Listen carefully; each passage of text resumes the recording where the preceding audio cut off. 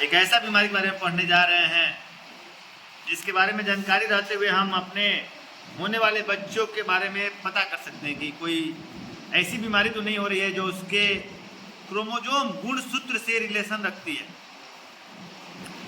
आपको मालूम होना चाहिए कि मेल फीमेल कैसे होता है, क्रोमोजोम पे ही डिस्कस होता है, जिसे हमारे गुणसूत्र होता है। तो अगर हमारे शरीर में कोई एक्टिविटी आता है, जैसे चेहरा, हाव भाव, चाल चलन माता या पिता से मिलता है, तो उसका कारण यही होता है कि 22 आता है पिता से, 22 माता से, और दोनों से एक एक सेक्स क्रोमोजोम आता है, एक्स और वाई। ऑटोसोम ऑलोसोम आप पढ़ा चुके हैं, इसमें हम लोग डिस्कस मेन करेंगे, थोड़ा थोड़ा बताना जरूरी था। टर्नर सिंड्रोम, टर्नर सिंड्रोम के बारे में बात करेंगे। जो इसमें क्या होता है कि यह खास करके महिलाओं में, लड़की जब पैदा होती है तो उसमें यह रोग होता है, हार्मोन से रिलेटेड रोग है। क्रोमोजोम के डिफेक्ट से, गुणसूत्र में खराबी के चलते यह होता है। टर्नर सिंड्रोम में क्या होता है कि जैसे पुरुष का, जैसे किसी बच्चा मेल का जन्म के लिए एक्स आता है माता से, वाई आता है पिता से, और एक्स और वाई मिलता है तो क्या बनता है, मेल। और वैसे ही फीमेल कोई अगर बच्ची जन्म लेती है तो एक्स माता से और एक्स पिता से आता है। तो टर्न, इसका नाम ही रखा गया है टर्नर सिंड्रोम, टर्न कर देता है जीवन को। और टर्नर सिंड्रोम में क्या होता है कि इसमें जो एक्स और वाई का खेला है, एमे एगो एक्स साइलेंट हो जाता है, माने दूगो एक्स नहीं आके किसी लड़की के जन्म के समय उसके शरीर में एक ही एक्स आता है।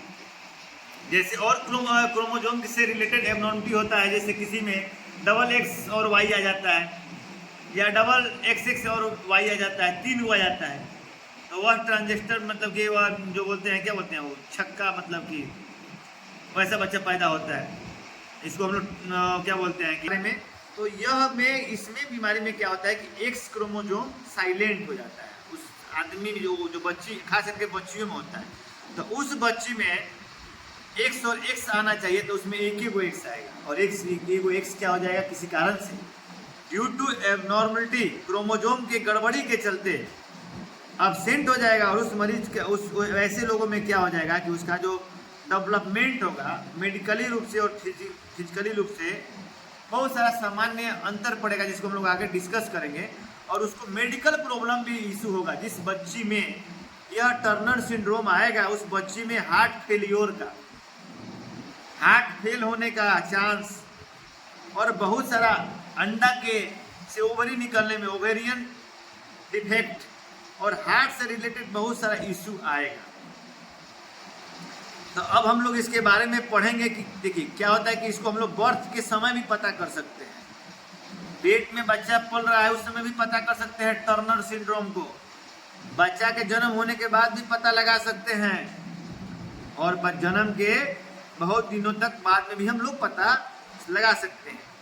तो अभी आप समझ लीजिए कि टर्नर सिंड्रोम से पीड़ित लड़कियां और महिलाएं जो होती है, वह यदि स्पेशलिस्ट डॉक्टर के निगरानी में रहेगी और नियमित जांच और उचित देखभाल के जरिए वह लड़की स्वतंत्र जीवन और निरोग जीवन जीने को मिल सकता है। लेकिन यदि अर्लियर डायग्नोस नहीं कर पाते हैं, हम लोग उसकी पहचान नहीं कर पाते हैं, तो उस औरत का जिंदगी, उस लड़की का जिंदगी बर्बाद हो सकता है, और उसको हम लोग स्पष्ट तरीके से नहीं दे सकते। अब देखिए टर्नर सिंड्रोम के लक्षण और जो सिम्टम्स है उसमें अलग अलग लड़कियों में अलग अलग हो सकता है। यह डिपेंड नहीं करता है कि हम जितना बता रहे हैं उतना ही होगा, अकॉर्डिंग टू अपना बॉडी फिजियोलॉजिकल, सब किसी के शरीर में कार्य करने की क्षमता। ऐसे मानते हैं किसी का ब्लड ग्रुप बी है, तो हर ब्लड ग्रुप वाले में अलग अलग ताकत, अलग अलग तंदुरुस्ती, अलग अलग स्वास्थ्य प्रॉब्लम, अलग अलग बहुत सारा चीज़ देखने को मिलेगा। तो ऐसे ही टर्नर सिंड्रोम से ग्रसित लड़कियों में क्या होता है कि अलग अलग लक्षण देखने को मिल सकता है। कुछ लड़कियों में टर्नर सिंड्रोम से उपस्थित तुरंत स्पष्ट नहीं हो पाता है, आप पहले देखोगे तो क्लियर नहीं हो पाएगा, और कुछ में क्या हो पाता है, लेकिन तो कुछ में तुरंत स्पष्ट नहीं होती है, लेकिन अन्य लड़कियों में कई शारीरिक विशेषताएं स्पष्ट हो जाती है एट द बर्थ, बर्थ के पहले। संकेत और लक्षण सूक्ष्म भी हो सकते हैं, मतलब कि किसी किसी को लक्षण सामान्य हो सकता है, किसी को सीरियस प्रॉब्लम हो सकता है। टर्नर सिंड्रोम का जो होता है अलग अलग लक्षण मिलता है और यह महत्वपूर्ण हो सकते हैं। जैसे कि सबसे पहले सब में एक चीज महत्वपूर्ण होगा, हार्ट से रिलेटेड इशू। हार्ट का प्रॉब्लम जो है सबसे जरूर मतलब कि उसमें इशू रहेगा। अब देखिए कि यदि हम लोग यदि बच्चा पेट में रहेगा, जो सर्वम की जो बच्चियां हैं जो गर्भावस्था के दौरान ही हम लोग उसको पता लगा सकते हैं उसमें क्या क्या बिफोर बर्थ उसमें क्या क्या सिम्टम मिलेगा। तो टर्नर सिंड्रोम में सस्पेक्ट रहेगा उसका, अगर हम डीएनए माता के पेट में जब बच्चा पालन पोषण होता है तो यदि हमको कन्फर्म अगर मतलब कि शक लग रहा है ऐसा कुछ मेडिकल इशू के मतलब द्वारा सिम्टम के द्वारा, तो हम लोग उसको डीएनए स्क्रीनिंग के द्वारा the method of screen certain chromosome की एब्नॉर्मलिटी का पता लगता है कि डेवलपिंग बेबी में का ब्लड सैंपल लिया जाता है माता के पेट से और उसके द्वारा या पेरेंटल अल्ट्रासाउंड के द्वारा हम लोग टर्नर सिंड्रोम का पता लगा सकते हैं। तो लार्ज फ्लूइड कलेक्शन अगर बच्चा को रहेगा बैक साइड में, नेक के पिछले भाग में एबनॉर्मल फ्लूइड कलेक्शन रहेगा, फूला हुआ रहेगा, जो पेट में बच्चा माँ के पेट में है उससे पता लगा सकते हैं। या पेट बच्चा का भी अल्ट्रासोनोग्राफी के द्वारा हम लोग, जैसे पेट में बच्चा जो है एलुमिनी स्केल्स वगैरह होता है उसमें बच्चा का हार्ट बीट वगैरह भी सुनाई देता है बच्चा के पेट में यूट्रस के पास। तो हार्ट का एबनॉर्मलिटी, अगर हार्ट का साउंड इरेगुलर है या कुछ उसमें डिफेक्ट है तो उसके द्वारा भी हम इसको टर्नर सिंड्रोम का पता लगा सकते हैं।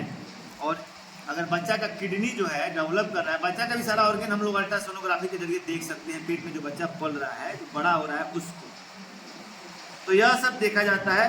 अब बच्चा जन्म लेगा उसके समय क्या क्या उसको देखने को मिलेगा। जब बच्चा कोई जन्म लेगा तो टर्नर सिंड्रोम का जो बच्चा होगा उसको क्या होगा कि नेक जो है वाइड होगा और लो सीट ईयर्स होगा, उसका जो कान जो होगा दोनों तरफ झुका हुआ रहेगा, छोटा रहेगा, झुका हुआ रहेगा। Broad chest with the widely space nipples, जो चेस्ट के निपल्स के बाद विडली स्पेसेस रहेगा।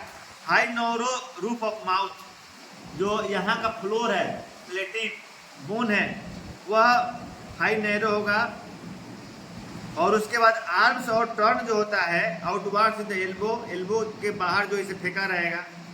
तो यह सब जो होगा finger nails and toe nails, उंगली, पैर की उंगली और हाथ की उंगली नैरो और टर्न अपवर्ड होगी, नैरो होगा और अपवर्ड में टर्न होगा। तो यह सब सिम्टम देखने को मिलेगा। और उस बच्चा का ग्रोथ स्लोली होगा, कार्डिक इफेक्ट होगा, इसमें भी हार्ट का जो इफेक्ट जो होता है, हार्ट से रिलेटेड जो होता है, हार्ट साउंड वगैरह का होता है। और low hair line in the back of the head, पीछे जो होता है जैसे बच्चा होता है तो उसके माथा में बाल होता है ना, तो यहाँ पे लो हेयर लाइनिंग होगा। रिकैडिंग्स एंड स्मॉल लोअर जॉब होगा। शॉर्ट फिंगर और तो छोटा छोटा उंगली, एकदम उंगली जो होता है छोटा छोटा होता है।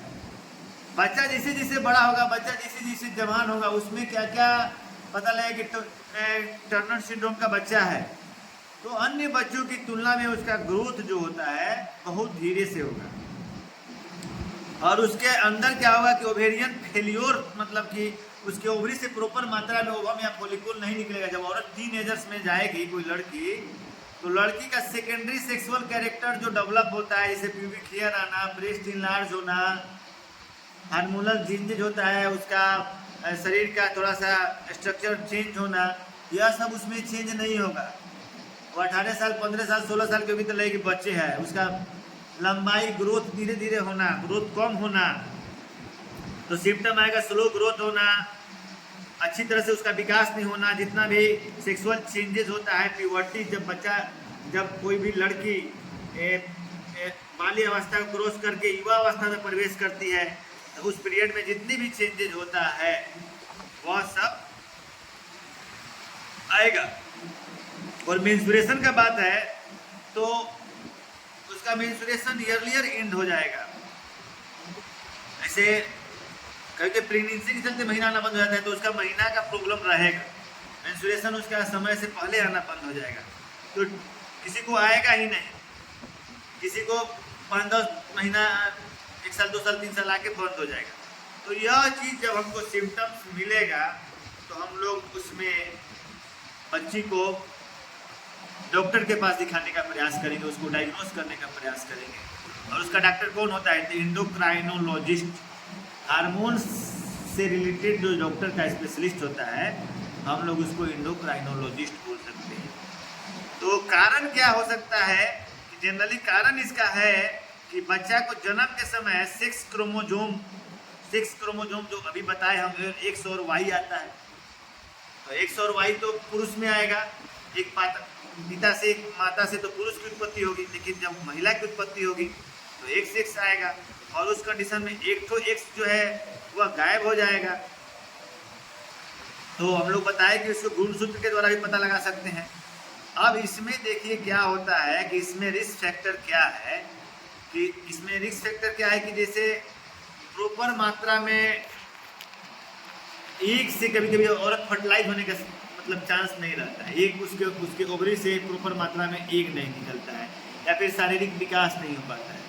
अब कॉम्प्लिकेशंस, यदि आप इसको छोड़ देते हैं, इग्नोर कर देते हैं, उस बच्चा का इलाज नहीं कराते हैं, जैसे आप मानते हैं कि पेट में ही नहीं पकड़े, पेट में नहीं पकड़ने के बाद बीमारी को जन्म के समय भी नहीं पकड़े, जन्म समय में बीमारी को डायग्नोस करने के नहीं कर पाए, फिर टीन एज में भी नहीं पकड़े, इग्नोर कर दिए, पकड़े भी, जानकारी भी हुआ तो आप उसको इग्नोर कर दिए, तो उसका इलाज प्रॉपर तरीका से नहीं होने के चलते जो बीमारी होता है उसको कॉम्प्लिकेशंस बोलते हैं। तो कॉम्प्लिकेशन में क्या हो सकता है, हार्ट का प्रॉब्लम हो सकता है। तो बहुत सारे बच्चे जो होता है टर्नर सिंड्रोम का होता है, वह जब उनका जन्म होगा उसी समय से हार्ट का डिफेक्ट होगा और स्लाइटली वो नॉर्मलिटी मिलेगा हार्ट का रचना स्ट्रक्चर में, और बहुत तरह के सीरियस कॉम्प्लिकेशंस देखने को मिलेगा।